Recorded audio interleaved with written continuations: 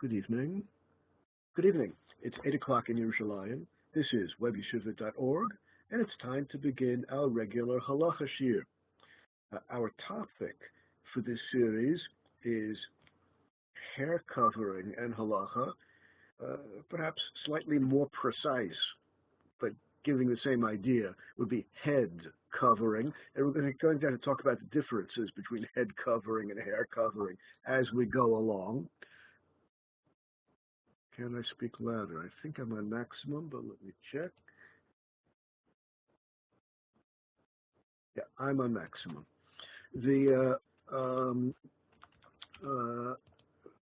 Before I begin the material, let me give you some introductory remarks. Welcome to the Web Yeshiva. For those who are returning to the Web Yeshiva, welcome back to the Web Yeshiva. If you want to ask a question during the class, feel free to type your question on chat, and I will see it on my screen, and then I can incorporate the answer to your question in the class. These classes are all archived. You can download the whole class from the internet site, from WebYeshiva.org. The archives are available around an hour or so after the conclusion of the class. And if you have a question about one of the archives, feel free to send me an email question, and I'll be happy to respond to that here on chat. You have my email address. If you send me a question by email, just mention the original date of the class you're asking about, then I'll know what you're referring to, and I'll be able to respond by email.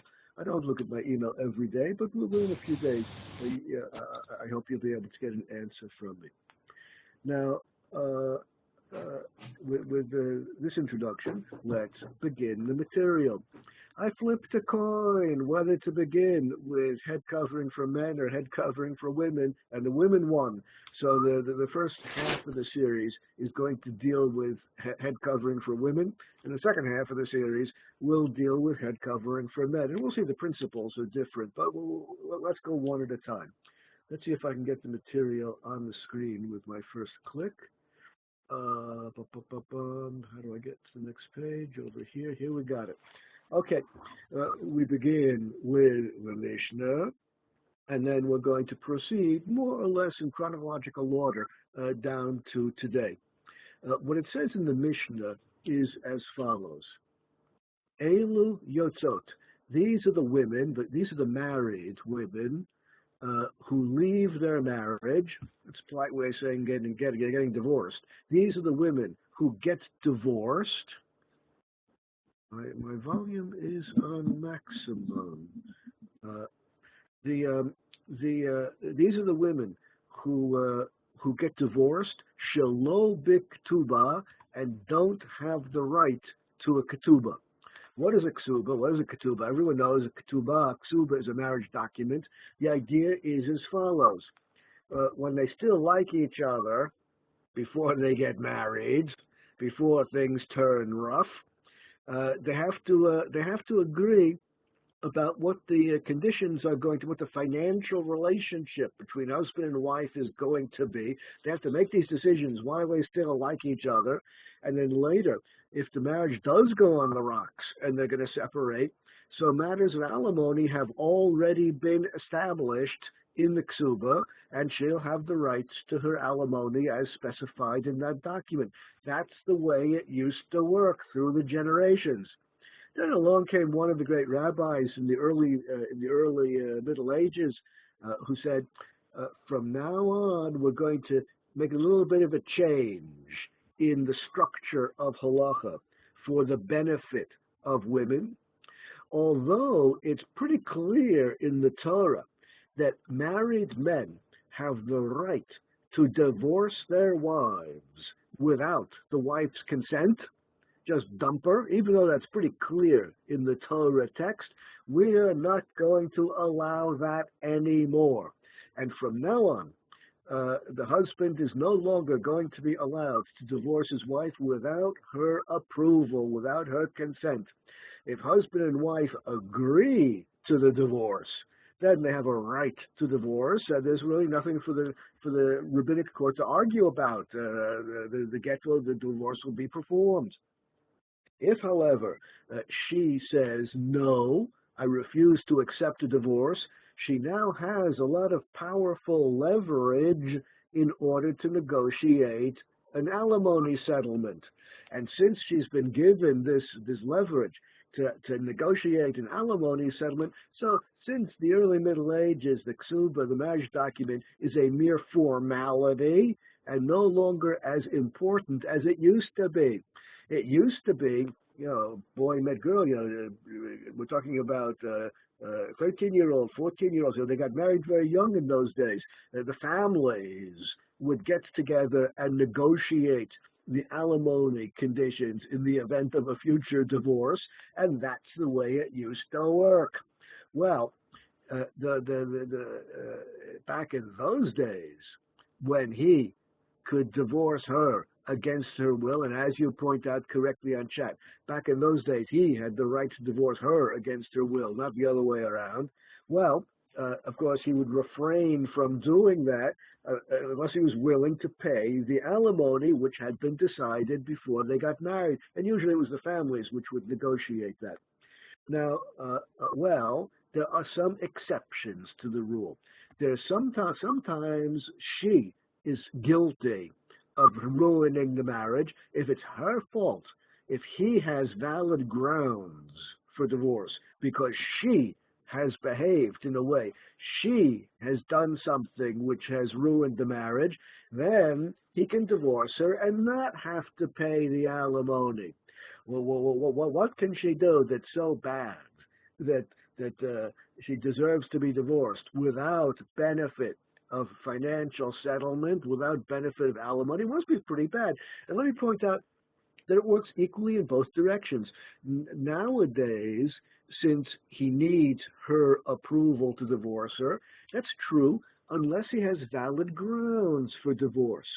If she has done something really bad, and we're about to try to define exactly what's really bad.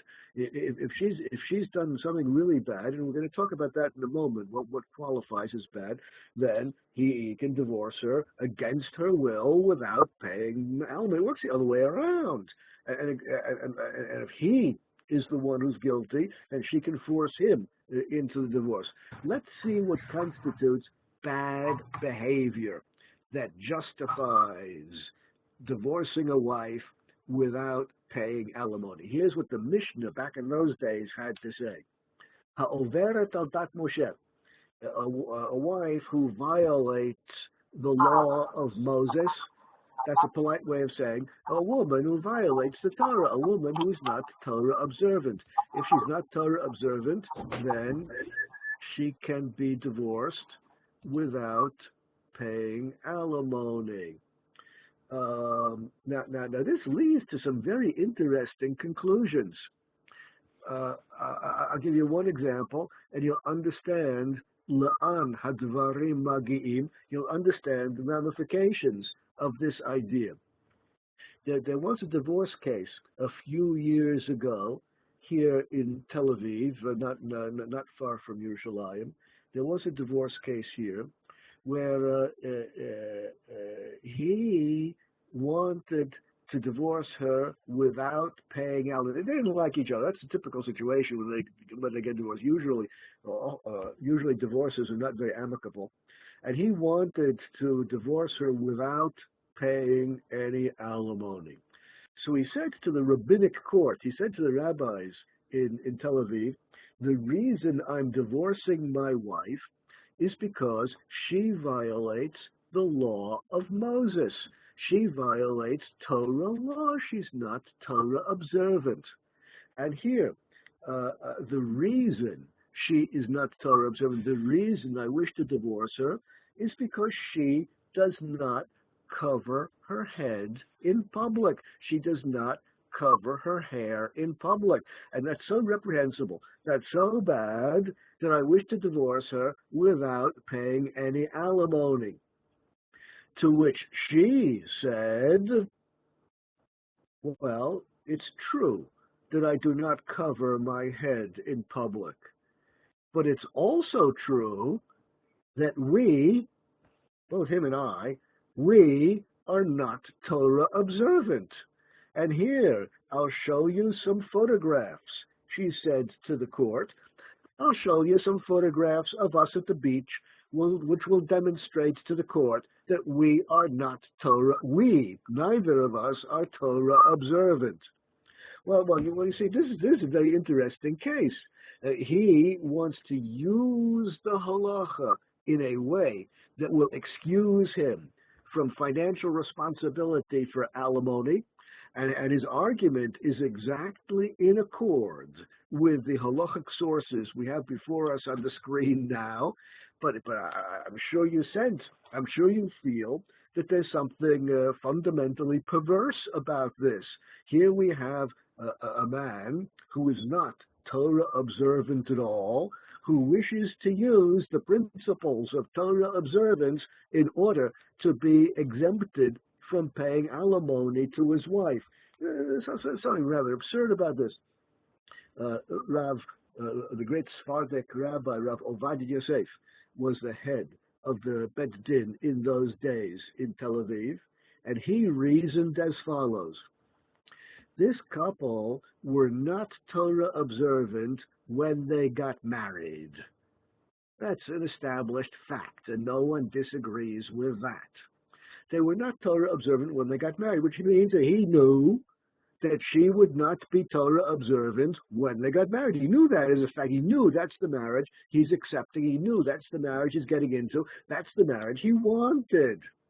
And since he accepted the idea of his wife not being Torah observant, and since he accepted that idea at the time of the marriage, he can no longer use her failure to keep Torah principles as an excuse to be freed from paying alimony. And he indeed had to pay alimony. Okay, in any event, if we're talking about a Torah observant society, and if we're talking about a place and time where everyone in the story is Torah observant, and she leaves the path of Torah observance, then he has the rights to divorce her without paying alimony. He can get himself exempted from alimony for that reason. Works the other way around. If he's the one who leaves the path of Torah, then she can force him to give a divorce in a similar way. The Yehudit, if she is in violation not of Dat Torah, not of law of Moses, but Dat Yehudit, if she's in violation of Jewish law, something a little bit different than the law of Moses, and in a moment we're going to have to talk about what this Jewish law is, but if she is in violation of Jewish law, and we'll talk about that in a moment, then she also loses her alimony rights. Well, what is this Dat Yehudit, this Jewish law that she violates that is so bad that she loses her alimony rights? Rashi explains in his commentary on the Mishnah, Shenahagu benot Yisrael, she violates the principles of womanly conduct. The minhag, the practice of Jewish women, she does not act like other Jewish women. The af al gav delok ksiva, even though she's in violation of nothing which is written in the Torah, she's guilty of nothing written in the Torah, but her behavior is not an acceptable behavior in the society in which she finds herself. It's possible for a wife to behave in a way which is not consonant, which is not in accord with social standards in her place and time, and that is enough for her to lose her alimony rights. Works the other way around. If she's the one who wants a divorce and he's the one who is not acting in accord with social standards, then she's the one who has the rights and she can force him into a settlement. Okay, that's the first statement of the Mishnah. If she is in violation, we're looking at it from the man's point of view here, but I don't want to emphasize over and over and over again that you can't flip the story and look at it from the women's side. You just do that mentally for every case that comes up. If she's guilty of violating Torah law, he can dump her. if she's guilty of social violations in accord with the standards of the place and time in which they live, he can dump her. That's what the Mishnah says. Now, the Mishnah itself goes on to ask for more precise understanding. Ezei Dat Moshe, more precisely, the Mishnah asks, what would be examples of her violating Torah law? Ma'achilato she'eino musar. She feeds him food. You know, this is back in the days where men had their role. They went out to work and the women stayed at home and they cooked and they took care of the children. This is in the old days. She feeds him food which is not kosher. Here in Eretz Yisrael, everyone knows that for fruits and vegetables, grains, produce of the land, to be kosher, tithes must be separated from the produce of the land, and she doesn't do it. She feeds him prohibited food. That's so bad that she gets dumped. He can dump her. Oh, mishamto nida. Or she engages in marital intercourse with him without having gone to the mikveh. She has her regular menstrual cycle, as it says in the Torah. Marital intercourse is prohibited during the menstrual cycle, and indeed after the menstrual cycle, until such time as she has gone to the mikveh and immersed herself in the mikveh. She doesn't do it. So marital intercourse is prohibited with her. She ignores the requirements of mikveh, and that's so bad that he has the right to divorce her. Lo kotza lachala. She, when she needs dough to make bread, back in those days, that was what women always did, of course, she doesn't separate challah from the dough, and therefore, these are all examples of Torah law violation. He noderet. She makes vows. Ve'ena mekayemet, but she doesn't fulfill her vows. Well, these are examples of Torah violations which are so bad that he can divorce her even against her will. Now, this is not a Gemara class. If it were, we would begin surveying the commentaries on the Mishnah and Gemara. But what I want to do is get to the bottom line in Halacha. So let me just summarize for a moment the mainstream approach of the commentaries on the Gemara, Mishnah and Gemara at this point. The kinds of sins we're talking about are the kinds of sins where she involves him with her sin. This is not that she violates Shabbat, but it doesn't involve him. This is, she prepares food in a non-kosher way and involves him in the sin, because that's the food she feeds him. It takes two to tango. You can't have marital intercourse without him and her together. And she does not go to the mikveh, so she involves him in the sin of intercourse with a woman who is nida, with a menstrual woman. Well, you got the idea. If he wants to divorce her against her will and be freed of financial obligations for alimony, he has to prove to the court that she is guilty of violating Torah in a way that involves him in the sins. If it's only her private matter, she violates Shabbat or whatever in a way that does not involve him, then he still is going to have to pay alimony if he wants to divorce her. The Mishnah goes on and asks more precisely, Ezohi dat Yehudit, what would be precise examples of violating social norms, which are so bad that he can divorce her against her will? The answer, Yotza v'rosha parua, if she goes out into public and her head is parua, that means her hair is exposed, that is uncovered head. Tova bashuk, or if she spins wool in the market, she spins yarn in the marketplace. Now, of course, back in the old days, one of the jobs of women was to sew clothing for the family. Every mother, every wife, every mother had to sew clothing for the family. That's the way it worked in the old days. You couldn't just go buy ready-made clothing. The wife had to sew the clothing for everyone in the family. That was required. And indeed, the women had to spin their own yarn. You can't make fabric until you have first spun the wool into yarn. And that's something which women did. Women used to always carry around with them the distaff, which was the pole used to hold the wool, the raw wool, which they were spinning.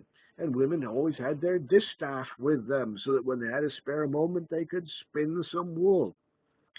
Back not so long ago, when I was a Talmud in Yeshiva, not so long ago, they brought to the Yeshiva an old Yemenite grandmother to demonstrate how they used to spin wool. In Yemen, until modern times, that was still one of the jobs of the housewife. She had to spin the wool in order to make the fabric, in order to make the clothing for the family, and she demonstrated how they used to do it. And until modern times, they were spinning wool spinning yarn in Yemen in the traditional way. They didn't have modern spinning wheels. They didn't have anything modern in Yemen until well, really quite recently. And it basically works as follows. You take a handful of raw wool in your left hand, wool which has been, you take it from the sheep, you cut it from the sheep, you clean it, and you have a bundle of it in your left hand. You hold your left hand as high as you can. You stand on a chair as high as you can in the room. You raise your left hand, and with your right hand, you begin to draw out some of the wool from the bundle in your left hand, and you begin to spin it with your fingers until you get the beginning of some yarn. You then take that beginning of the yarn which you've made and you tie it onto a round stone which you have found outside. Now you have in your left hand a bundle of raw wool, and in the right hand you're holding the stone which is tied to the beginning of the yarn. You extend the left hand as high as you can, you give the stone a twist, and you slowly release the yarn from your left hand. The stone spins more and more yarn. The stone falls down to the ground. When the stone hits the ground, you now have a length of yarn. You pick up the stone, you start all over again, and you make meters and meters of yarn. Your next step would be then to make fabric and prepare clothing for the family. That's the way they used to do it. Now, back in those days, a woman who would spin yarn in the marketplace was guilty of such a serious social violation that he could divorce her against her will. Think about it for a moment. In order to spin wool, the woman has to be able to hold her hand as high as she can while standing on a chair or something high in order to give greater distance from the raw wool in one hand and the floor, the ground where the stone is going to hit and ends the process until she starts it again. And therefore, in the kinds of garments they were wearing in those days, they didn't wear modern garments. They had, traditional tunics as were worn in traditional times. By raising the hand, she is exposing parts of her body, and exposing parts of her body like that is so immodest that you can't do it in public, and therefore spinning in public is absolutely a social violation that he is allowed to divorce her because of that. Midaberet im kol adam. If she speaks with anyone comes along, she just has conversations with strange men. That is socially unacceptable. Think about it. In the good old days, when women knew their place in the home. In the good old days, women did not leave the house. If you read the documents sent by the inquisitors of Spain, the priests who were in charge of both persecuting and prosecuting the Jews, one of the complaints which the inquisitors had in Spain, and they constantly complained about this in their letters to Rome, was that it was difficult to interview women in Spain whom the priests suspected of being secretly Jewish. Why was it so difficult to interview them? Because in Spain, in the good old days, in the Middle Ages, women did not leave the house. Period. Back in those days, a girl would leave the house on the day she got married. Babies were born in the house in those days. The girls remained in the house until the day they got married. Then they went to live in the house of the husband, of course, and they would leave that house on the day they died. And since there was no such thing as women in public in those days, the inquisitors found it difficult to interview women whom they suspected of being secretly Jewish.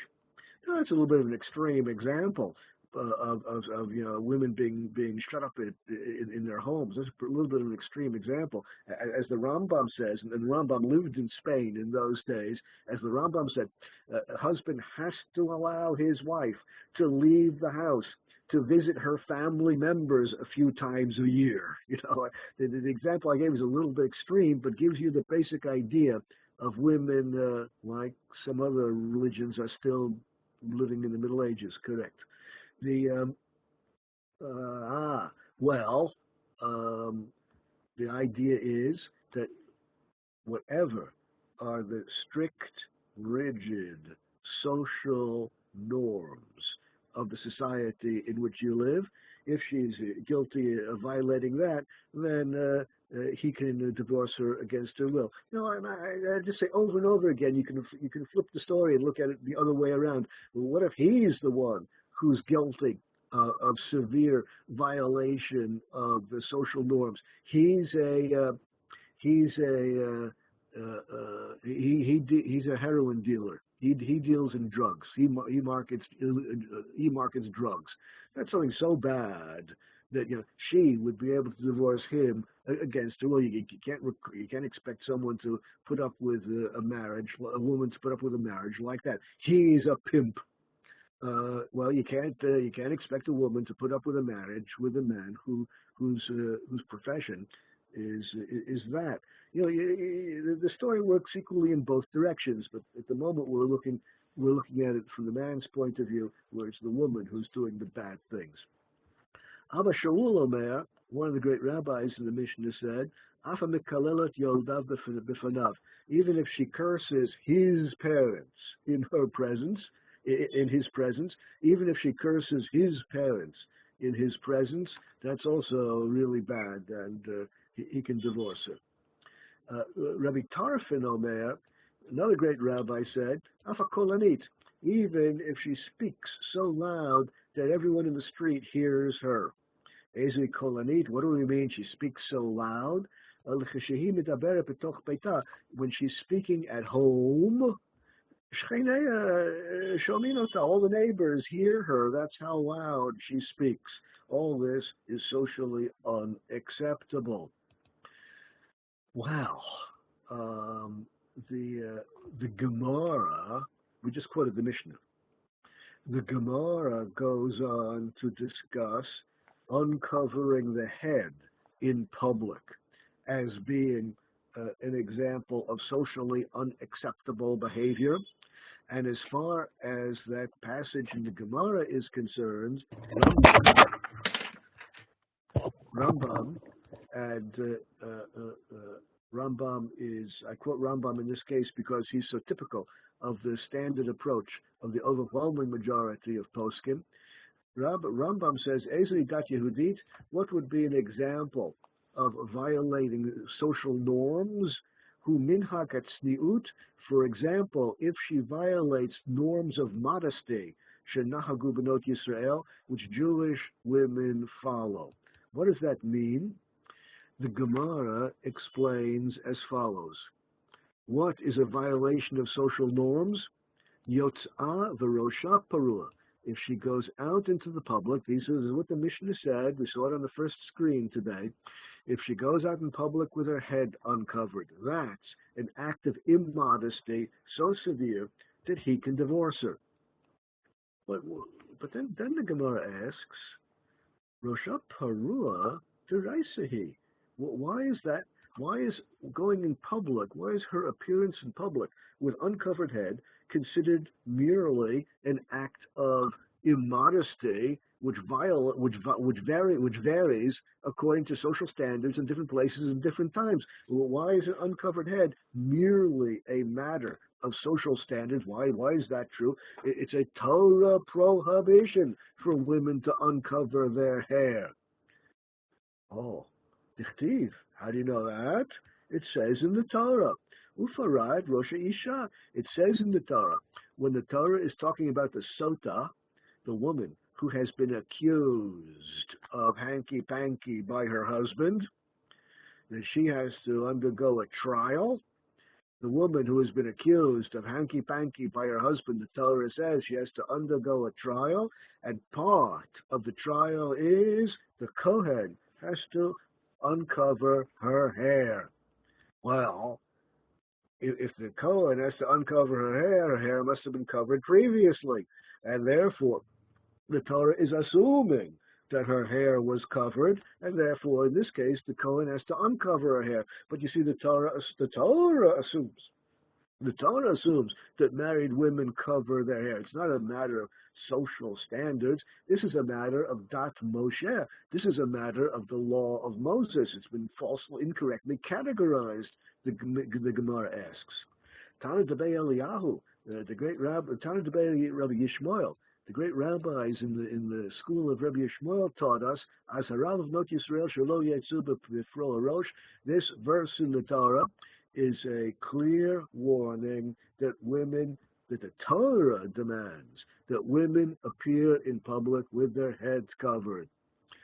And therefore, the Gemara seems to be saying, the Gemara is asking, does it not appear that the Mishnah has made a mistake incorrectly categorizing uncovered heads? Uncovered heads is categorized in the Mishnah as a matter of Dat Yehudit, social violation. It's not that. It's a violation of a verse in the Torah. It's more severe. The Gemara answers, Deraisa Kalsa Shapir Dami. As far as the Torah requirement of married women to cover their head is concerned, a kalta is sufficient, a little something. Rashi defines this kalta, this little something on her head, as sal, a basket. Sheyesh la malamad beit kibul. The women used to walk around with a little basket on their heads. Why did they walk around with baskets on their head? To carry the wool, which they would use for spinning whenever they had a spare moment. Woman had a spare moment, she'd grab some wool from the little basket on top of her head and start spinning. The whole works. Well, that's just a little basket which does not cover the whole head. That's just a little something. And as far as the verse in the Torah is concerned, the married woman who has a little something on her head, as far as the Torah is concerned, that's enough. Dat Yehudit, the social norms of covering the head, which the Mishnah is referring to, afilu kalsa namiasa, a little something is insufficient. It has to be more than that. Now, as far as the little something, which is sufficient for the Torah standards of married women to cover their head is concerned, Rashi says it's talking about this little basket, something like that. The Meiri, another one of the great medieval authorities, says kova katan, beged gas, a little hat, a little something made out of rough material. Rambam, probably the greatest, one of the greatest of the medieval rabbis, says mitachat, nikavim. It's some kind of kerchief that goes over part of the head, but the kerchief has holes in it. The hair is still largely visible, but it's covered with a kerchief that has see-through holes in it. A little covering is sufficient for Torah requirements. Social standards, on the other hand, demand more. Now, this leads the Rambam to the following conclusion. And return always again to the opinion of the Rambam, because so often it's the Rambam who leads the vast majority of rabbinic thought. Rambam concludes as follows: Lo yalchu benot Yisrael pru e rosh b'shuk. Jewish women are not allowed to go in the marketplace with their heads uncovered. Jewish women should not appear with heads uncovered in the Jewish marketplace. Now, there are two unusual elements in this statement of Rambam. The first unusual element, it strikes me as being unusual, I hope you too, is he's talking about Benot Yisrael, Jewish women. Not only married women, even Banot, which in Hebrew refers to unmarried girls as well. It doesn't matter whether the female is an adult woman or a girl. It doesn't matter whether she is married or not. Females, adult women, girls, married, not married, doesn't matter, do not appear in public with their heads uncovered. It has nothing to do specifically with marriage, according to the Rambam. It has to do with being female. That's all it has to do with. Now, the other unusual part of this statement is a missing element from the sentence. You know, it's easy enough to relatively easy, to concentrate and to focus on what the great rabbis said. It's a little bit more difficult to try to focus on what they did not say. What Rambam did not say in this sentence is he did not use any word which refers to prohibition, obligation. He did not say women are prohibited from going in public with their hair uncovered. The word prohibited, asur, prohibited, that word does not appear in this sentence. Rambam knew how to use the word asur, prohibited, when he wanted to, and he uses it millions of times, but it's clearly absent in this sentence. And therefore, the implication is that we're not talking here about some prohibition for the women to appear in public with uncovered heads. We're talking about something, the status of which is less than the status of a prohibition. Yeah, the fear of God is something we'll talk about eventually, but not today. So, number one, the Rambam seems to be applying the standard of head covering to all females. Number two, the level, the importance seems to be less than the importance of a true prohibition. And this is exactly the way the Trumas Hadeshin understood the Rambam. Trumas Hadeshin was one of the great medieval Ashkenaz authorities. And so I bring this Ashkenaz authority to demonstrate that the great Sephardic authorities, led by Rambam, and here the great Ashkenaz authorities, led by the Trumas Hadeshin on the screen now, are on the same page. They're in agreement on this issue.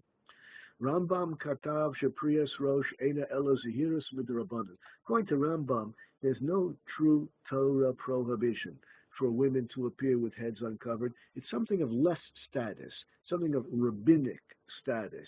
Muchach milashono. This must be true based on his formulation, since he knows perfectly well how to say something is prohibited by the Torah, and he says it millions of times. He does not say that there's any Torah prohibition here. It must be nothing more than a rabbinic standard. V'zeh sheparich b'Talmud, and this is why the Gemara asks, Deraisa, as far as Torah is concerned, some covering is required. Why did the Torah say that? Why did the Gemara say that? The Gemara was referring to Remez Midoraisa, what the Gemara meant to say when it quoted that verse about the Sota, the married woman who is suspected of hanky-panky by her husband. What the Gemara meant was that verse, which said that the Kohen, during the trial of the woman suspected, the married woman suspected of hanky-panky, that the Kohen has to uncover her head, and that's not a proof that married women need head covering. It's only a remez, it's only some kind of hint which could be interpreted that way, but it's not really the simple meaning of the verse, and it's not really a Torah obligation that married women cover their head. It's at best a rabbinic obligation. Well, here the Rambam on the Sephardic side and the Trumas Hadeshin on the Ashkenaz side are in agreement that when we're speaking about women covering their head, we're not strictly speaking about a Torah obligation. There's nothing to do with the Torah that Moshe gave us at Mount Sinai. This is something of strictly rabbinic origin, which is, of course, far less strict and far less severe. Now, having these ideas in mind, let us proceed to the Shulchan Aruch and see what the text of the Shulchan Aruch has to say about these issues. I don't have to emphasize how important the Shulchan Aruch is. Surely, there's no more important work in Halacha. Surely, this is the most important code of Jewish law that we have. So here are the words of the Shulchan Aruch. Asur lahabit biyofya. Now we're talking from the man's point of view, because we're talking about women's head covering. On another occasion, we can see how all this plays out from the women's point of view. But from the man's point of view, he is not allowed to gaze at her beauty. Erotic meditation, the male, erotically gazing at the woman and meditating, that's not good. We're not talking about husband and wife here. We're talking about he just sees an attractive woman somewhere, and he goes into a meditative state, gazing at her. Well, that's not good. That's asur. That is truly prohibited. Asur histakel benashim. Men are not allowed to gaze. Gaze is more than glance, right? Gaze is more than just look at. You could look at something in passing. That's not gazing at it. Gazing at something is stopping and focusing your attention on it. You're not allowed, the man is not allowed to focus his attention on women, ha'omdot ala krisa, who are doing laundry. When women are doing laundry, men are not allowed to watch women doing laundry. Why not? Well, like how did they do laundry back in the old days? Back in the old days, women washed the clothing for the family. That was one of the things that women did back in those days. And of course, they didn't have automatic washing machines. The women would go down to the river, and they would wash the clothing in the river. Now, in order to wash the clothing in the river, they had to pick up their garments, and they would expose a lot of their body while they were washing at the riverside. And a man who's passing by is not allowed to watch them. He has to avert his eyes while they are doing the laundry, because much of their body is exposed. Not allowed to watch. Asur lishmoa kol erva. Men are not allowed to listen to the singing voice of the woman, and that's a subject for all different discussion, which we're not going to talk about in this series. Yeah, Tom Saylor, yeah, and of course, we're talking here about his erotic gaze when he looks at her. We're not talking about the other direction. The other direction is a subject for a different time. Okay, so he's not allowed to erotically gaze at her. He's not allowed to listen to her singing voice. Only he's not allowed to see her hair. If she exposes her hair and he sees it, he shouldn't look. He should avert his eyes from her hair. Now, just notice in passing that according to Shulchan Aruch, it's not she who is obligated to cover her hair. It's he who is prohibited from looking. Right? Just like she has no prohibition to do the laundry at the river, there's no objection to her partially disrobing in order to do the laundry at the river. But nothing particularly wrong with that. He is not allowed to look. It's not that she has to distance herself from him. It's rather that he has to distance herself from her. Some wigs. We'll come to wigs eventually, but not today. Then the Shulchan Aruch goes on and says, Lo telachna benot Yisrael pruas rosh b'shuk. Jewish women should not go with their head uncovered in the marketplace, quoting word for word the Rambam, indicating that it applied the principle applies equally to unmarried girls. Doesn't matter whether we're talking about a girl or a mature woman or married or not married. Doesn't matter at all. No uncovered hair in the marketplace. The Elu hadvarim she'im asta achat mehem aver al dat Yehudit. These are the things which are considered socially reprehensible, and therefore he can divorce her without alimony. Yotzeit l'shuk olamabui mefulash b'chatzer sherabim bokim bo v'rosha perua. If she goes out into public with her head uncovered, and what's called public? Public is called the marketplace, or a courtyard, which is mufulash. There are two kinds of courtyards. One kind of courtyard is you enter the courtyard from the street, and one house or several houses open onto the courtyard. That's one kind of courtyard. We're not talking about that. We're talking here about a courtyard mufulash. A courtyard mufulash is a courtyard which has two openings. You can enter the courtyard from two different streets, and therefore the public uses the courtyard as a shortcut to get from one street to another. So if you have the kind of courtyard which the public is walking through to get from one street to another, because your courtyard has two openings on two streets, your courtyard is considered a public place, and there the women should go with covered hair. If your courtyard is, on the other hand, the private kind, there's an entrance from the street, and then there's no other place to go except into the residences which open upon the courtyard. That's not considered a public place, and head covering is not required there. All the more so in the private homes. No one uses a private residence as a shortcut. The public does not use a private residence as a shortcut to get from one street to another. So, of course, a private residence is not a public place, and it's pretty obvious, isn't it? And therefore, no head covering required there.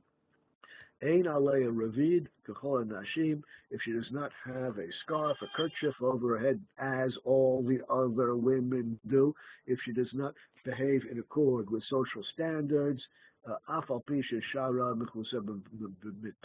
even though she has some kind of hair covering, even though her hair is not visible, still the head has to be covered in a way which is in accord with social standards. Those are the words of the Shulchan Aruch. Correct, just like the biblical example which you give on chat. Now, all of this is leading up to the big question: how does all of this apply nowadays? I live in Yerushalayim, which is a pretty frum town. I live in Yerushalayim, where, believe it or not, women appear in public on Rehov Yafo, on the main street of Jerusalem. There are plenty of women walking back and forth every day with their hair totally uncovered. It's a simple fact that in Yerushalayim today, Well, I don't speak about all neighborhoods. Maybe maybe social standards vary from neighborhood to neighborhood, but there surely are places in Yerushalayim where the social practice has no objection at all to women appearing with uncovered heads. Yeah, the question of women covering their hair at home or in the private place, according to what we've seen so far, no obligation. But you know what? We're pretty far from getting to the bottom line conclusions. We got a long way to go. We're not ready for any bottom line conclusions yet. Dov, we're about to look at a lovely tshuva by Rav Masas. Rav Masas, he was from Morocco, and he was one of the big rabbis in Morocco. And as you know, in North Africa, the town of Meknas or Meknas in Morocco was the largest center of rabbinic learning in North Africa. You know, rather like Vilna had the reputation of being the center of Torah learning in Ashkenaz Europe. That was Meknas or Meknas in Morocco. Many great rabbis were trained in that town in Morocco. So the Rav Masas was from a very famous rabbinic family. There are many Rabbi Masases around, but he was the rabbi from that town. He came to live in Israel, and when he came to Israel, he became the chief rabbi of Haifa. So not only was he an influential Rav in Morocco before coming to Eretz Israel, but he was one of the influential rabbis here as well. The tshuva we're about to read was written in the 1950s. He addresses our question directly, but before we begin looking at his tshuva, let me give you some historical background. Morocco was until recently, well, there still are places in Morocco, there still are little villages in Morocco which are socially still stuck in the Middle Ages. There still are little villages here and there which have not quite made it to modern times. But as you know, modernity did not arrive simultaneously in every place in the world. And as far as the traditional villages of Morocco are concerned, there's a there's a young Moroccan author, a non-Jewish author from Morocco, by the name of Hafid Bouaza. Very fine writer, very, very fine writer. He's won a number of literary prizes, quite justifiably. He writes beautiful stories about life in the traditional villages in Morocco. Not many of the traditional villages left, but this is the way he portrays the way life was in the traditional villages in Morocco before modern times arrived. Among his stories is the following. Here's a story he tells. I'm not as good a storyteller as he is, but the facts of the story are what I'm interested in, not the beauty of the literary construction. One morning, a Friday morning, while the men are all in the masjid, while the men are all in the mosque, the women folk are at home preparing the festive meal on Friday morning. There's a knock at the door, and the daughter of the household goes to the door and opens it, and she faints dead away. The mother sees her daughter faint, and she scurries over to the door to see what's going on. And who is knocking at the door? None other than Abdullah, her long-lost son. Abdullah, years ago, had left home to go join the jihad, the holy wars, and the family thought he probably died in the holy wars. He never came home, but here he is, knocking on the door, hale and hearty. When the sister saw him, she fainted, fade away. The mother...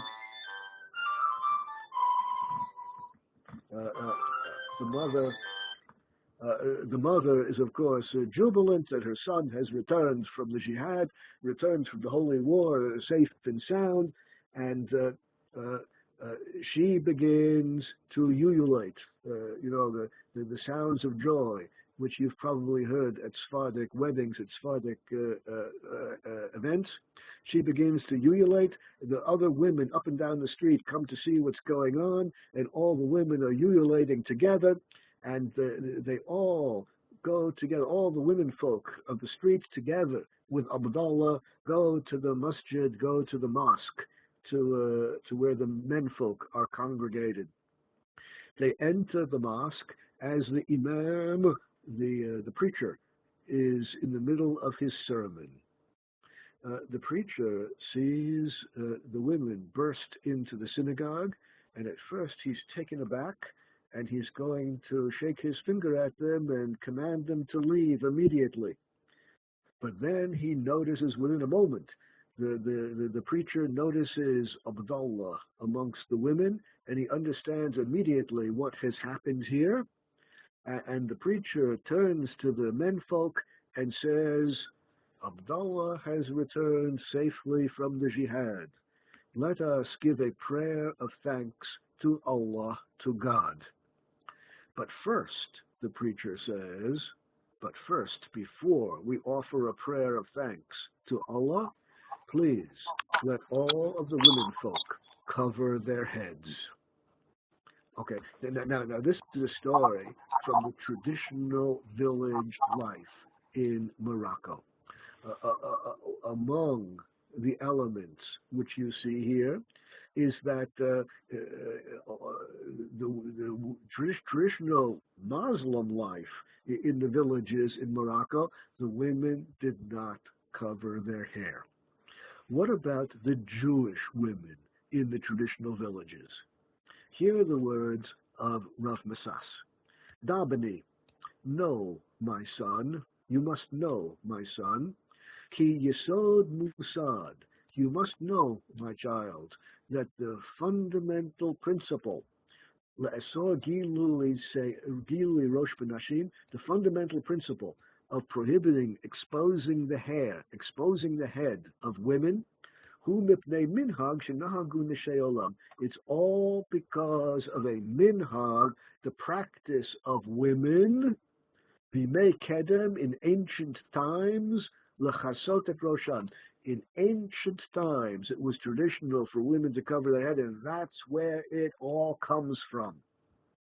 V'isha hamigala et rosha hayta nechshevet liisha prutza.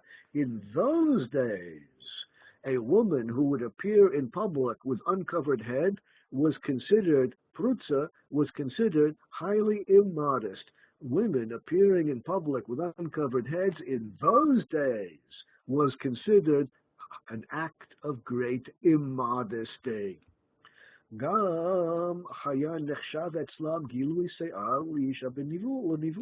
In those days, women exposing their hair was considered not only undignified, it was considered ugly. The women didn't like their hair to be seen in public. And this is made clear in Rashi. If you read Rashi back in the old days, when Rashi lived in the 11th century, as Haralf Not Yisrael, when Rashi explains the Gemara, he makes it clear that it's just simply an act of immodesty. In those days, according to their standards of modesty, women had to cover their head. Now, you're beginning to pick up the melody of Rav Masas.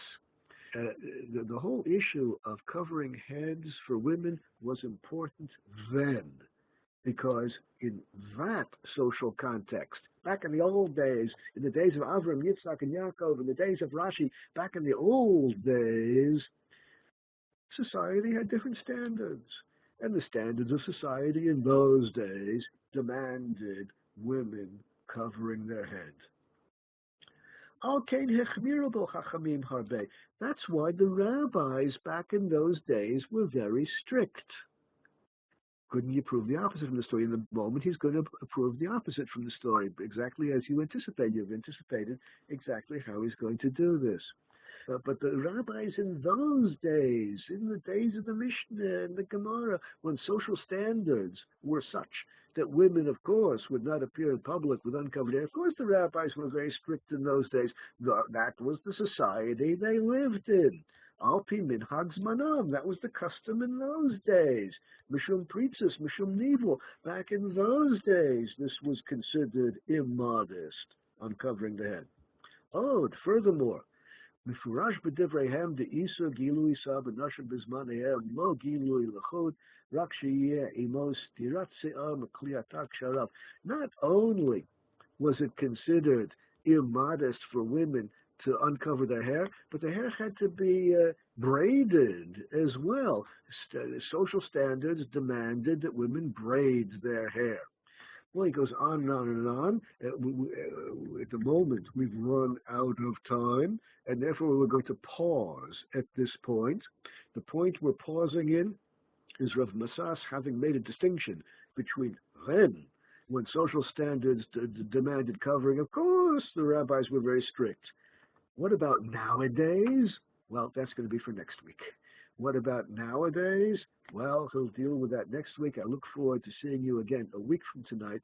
Until then, I wish you a good week and a Shabbat Shalom. And next week, we'll pick up with Rav Masas's application of these principles to contemporary times. Until then, Shalom, Shalom.